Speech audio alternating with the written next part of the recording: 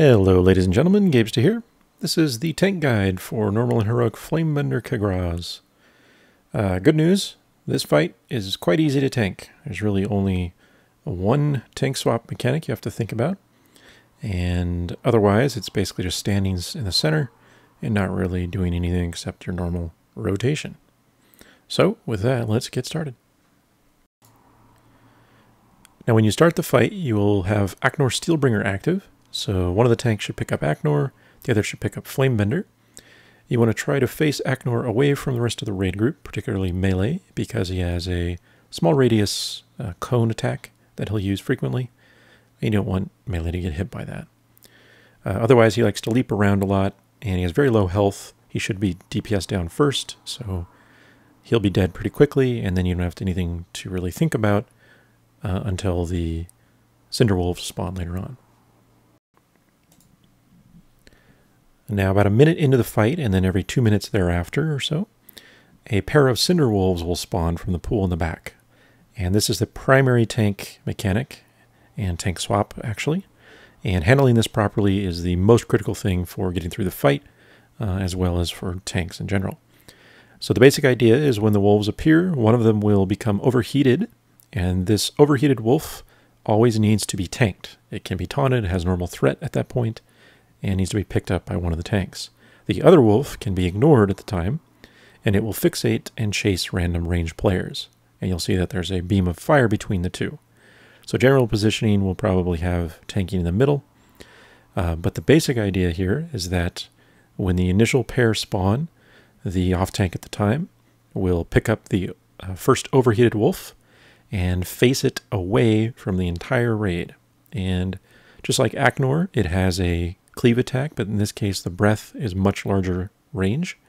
So here you can see a top-down view that is mostly used to show other positions, but the important part is in the top left there. You can see the blue circle with the O is the off tank, the wolf is the red square in the middle, that's the overheated wolf, and that big cone shows the breath.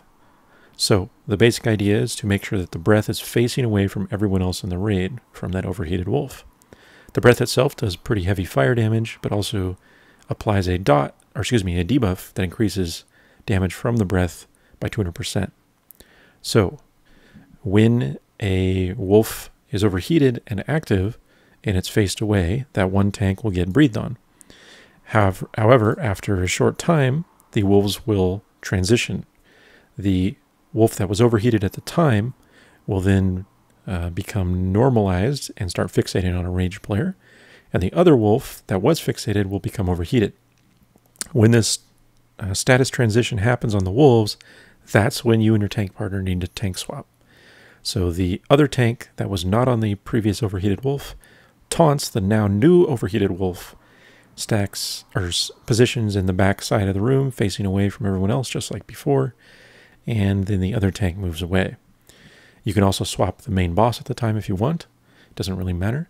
But the critical thing is to make sure you tank swap when the wolves swap themselves, when they change their own status. So essentially you can think of each wolf as being assigned to one tank and one tank only. And when that wolf in particular is overheated, that tank tanks it. If you do this properly, you can avoid breathing on anyone else in the raid, but you have to be quick about it.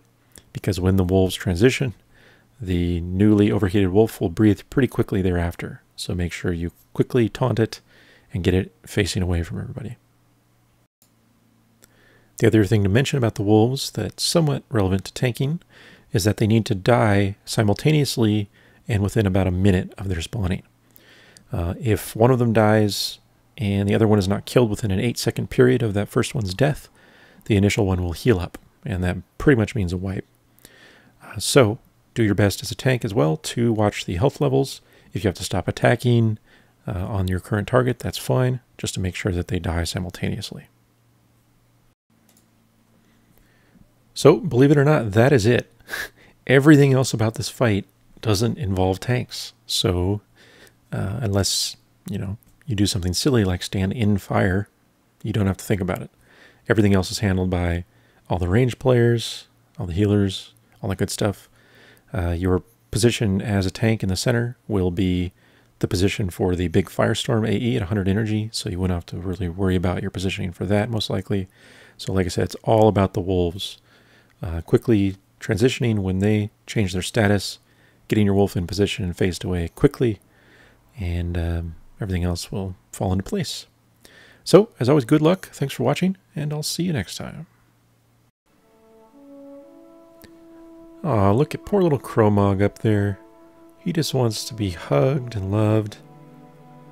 You know, maybe you can subscribe, and I'll pass along that you did so, and he'll really appreciate it. Or not. Maybe he'll try to kill you, but either way, I'd appreciate it.